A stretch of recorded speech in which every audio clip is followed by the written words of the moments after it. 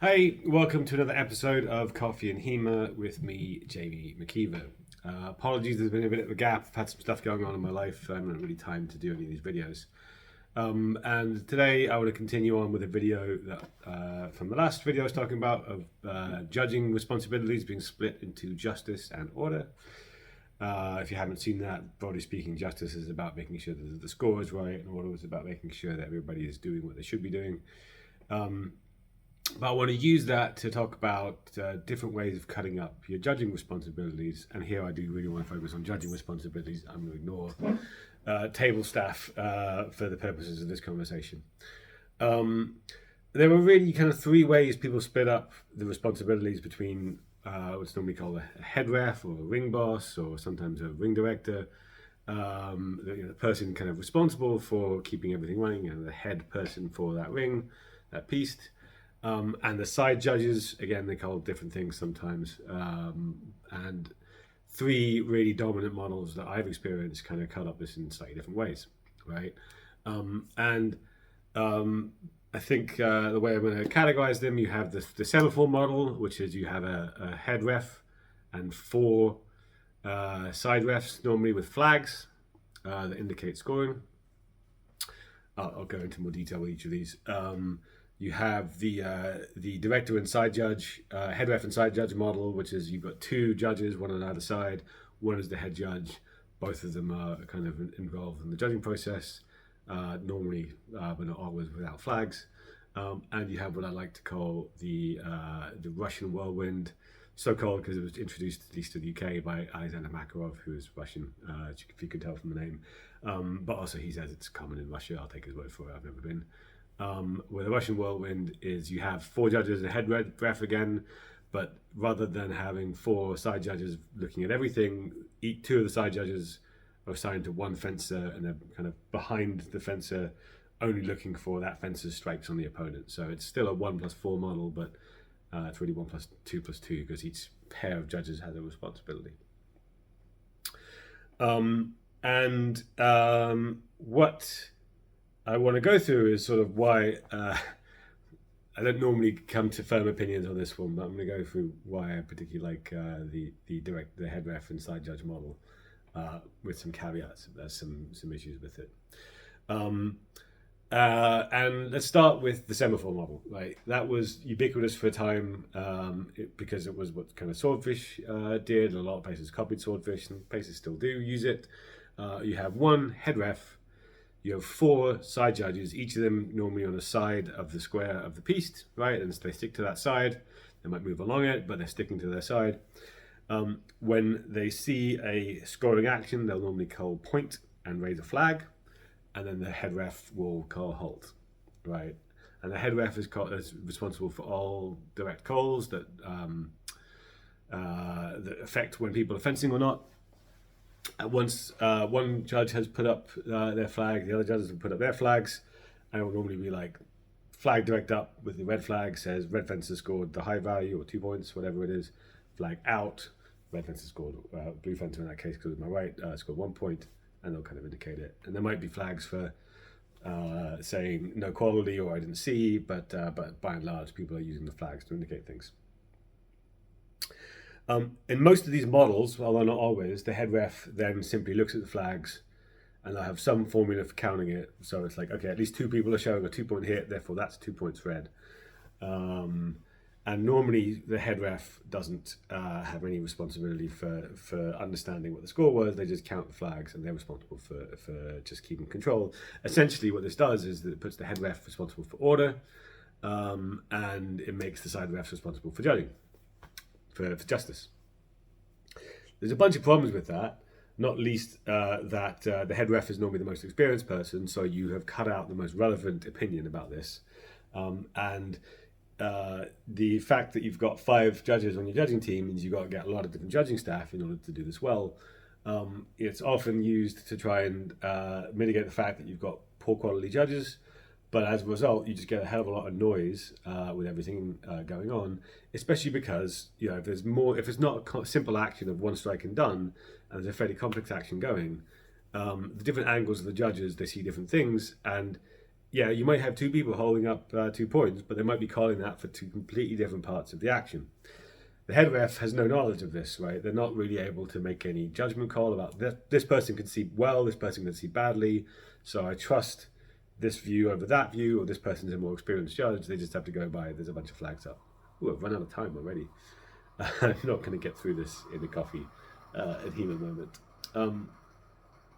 And this pretty universally, people have a bad experience about this because of the noise issue of the 4 judges and the fact that you kind of nerfed your head ref.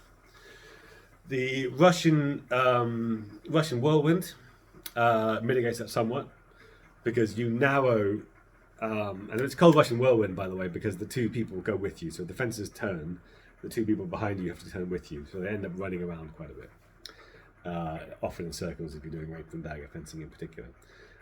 So it tries to mitigate some of the issues of the noise of the whole process. So the head ref's opinion still becomes relevant. It's relevant. They have a say in justice now. They're not just responsible for order. And the two refs on each pairing have a much more focused view. They only care about one thing, which is, did the strikes for this fencer land?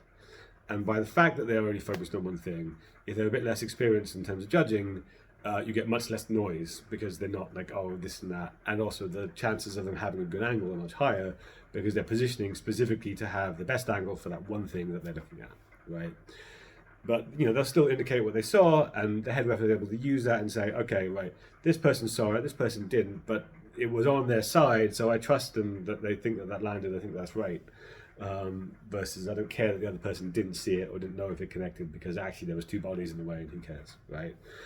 So the judges in this sense are just providing information for the head ref to make their opinion. And when I've fenced in this one, when I've judged in this one, sorry, as the head ref, you know, a good 2/3 of exchanges I can probably call without the judge's help. I can do it, that's what it was. And the other third exchanges, I need their help very badly because, you know, it's on the opposite side to me. I need to work things through, but, you know, it works relatively well. The downside of it is it's better at mitigating inexperienced judges. Fundamentally, you still have issues of inexperienced judges. You know, if they're not trained in judging, they're not very good at judging. And that doesn't mitigate it completely. At the end of the day, judging is better if you've got experienced judges doing it. Less noise. And both of those models require essentially 5 judges, plus probably 2 table staff, right, which is normal, per piece. So you need 7 staff to run a piece, which is normally 5 or 6 fighters. So in general, you need more staff than you have fencers fencing at any one time, which can be quite taxing to organize. What Wessex is pretty much universally moved to now, we used to use that for the difficult weapons of rape and dagger and sword and buckler. We used the system I'm about to talk about, which is a director with a side judge model for sort of longsword and saber, but we've since kind of moved to the 2 judge model for pretty much everything, for the reason I'm about to explain, because we feel it works better for lots of different reasons. And on that model, you know, the head judge is the ultimate arbiter of what happens, but the side judge is equally responsible for sort of seeing things, particularly when they're on their side, right? And the judges might confer. You'll see a lot of judges talking together.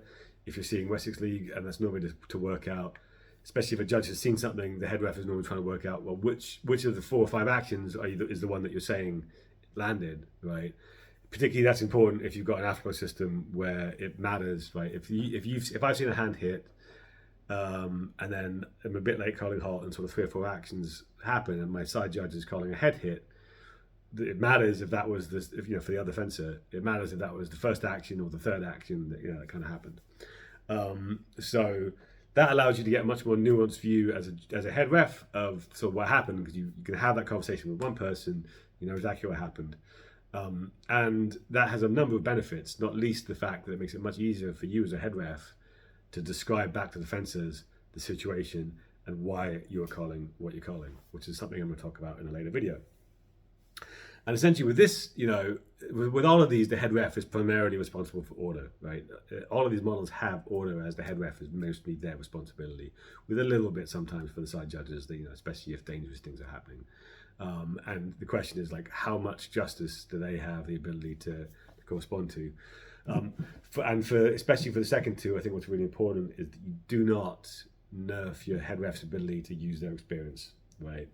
To use the fact that they're probably the most experienced judge and probably the most experienced or often the most experienced fencer on that piste.